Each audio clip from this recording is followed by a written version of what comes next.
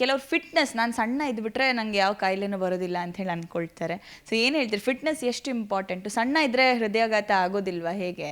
ಅಥವಾ ದಪ್ಪ ಇದ್ದವ್ರಿಗೆ ಮಾತ್ರ ಹೃದಯಾಘಾತ ಆಗುತ್ತೆ, ಹೇಗೆ ಇದನ್ನು ಅನಲೈಸ್ ಮಾಡೋದು ಅಂತ? ಇದನ್ನು ತುಂಬ ಜನರಲೈಸ್ ಮಾಡಲಿಕ್ಕಾಗೋದಿಲ್ಲ. ಸಣ್ಣ ಇರೋರೆಲ್ಲ ಫಿಟ್ ಅಂತಲೂ ಹೇಳೋಕ್ಕಾಗಲ್ಲ. ಉದಾಹರಣೆಗೆ ಯಾರಿಗೋ ಒಂದು ಕ್ಯಾನ್ಸರ್ ಬಂದಿದ್ದರೆ ಅವ್ರು ಸಣ್ಣಗೆ ಹೋಗ್ತಾರೆ, ಅದು ಆರೋಗ್ಯ ಅಲ್ಲ ಅಲ್ವಾ? ಸೊ ಅದೇ ರೀತಿ ಸ್ಥೂಲಕಾಯ ಇರೋರಿಗೆ ಅನಾರೋಗ್ಯ ಜಾಸ್ತಿ ಅಂತ ಅಂದ್ಕೊಳ್ತೀವಿ.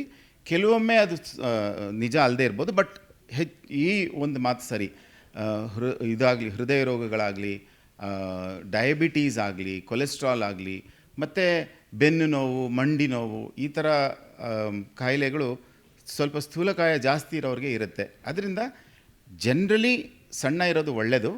ಆದರೆ ಜನರಲೈಸ್ ಮಾಡೋಕ್ಕಾಗಲ್ಲ. ಸಣ್ಣ ಆದ ತಕ್ಷಣ ನನಗೆ ಹಾರ್ಟ್ ಅಟ್ಯಾಕ್ ಆಗೋಕ್ಕೆ ಸಾಧ್ಯ ಇಲ್ಲ ಅಂತ ಇಲ್ಲ.